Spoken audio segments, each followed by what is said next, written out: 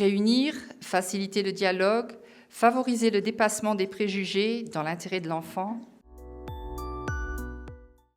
Moi, ma proposition, pour aider à réfléchir, c'est qu'on pense avant tout l'accessibilité. Comment je peux bouger l'environnement, comment je peux faire en sorte d'anticiper les problèmes pour qu'ils ne se posent pas.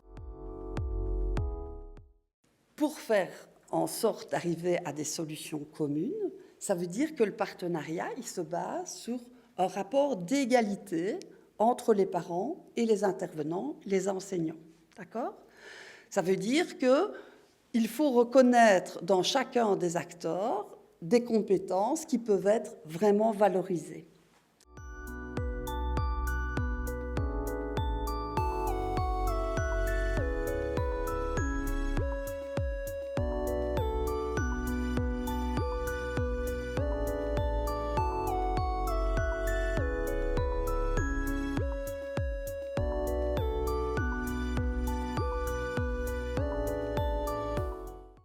Die Frage, mit der wir uns beschäftigt haben, das wäre, was brauchen Familien, für können gut zu kommunizieren. Und wir haben gesagt, gut kommunizieren, das geht nicht mehr, wenn ihr Raum und Zeit schafft.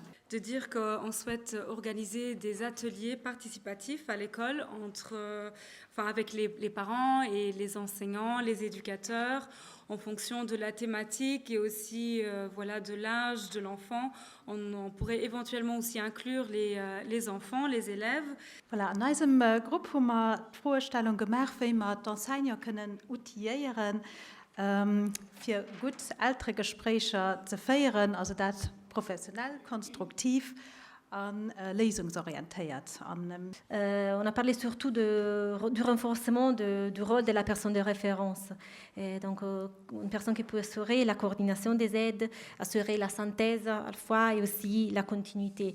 Was ist die ideale Relation und wie von den Schülern? Was fordern wir?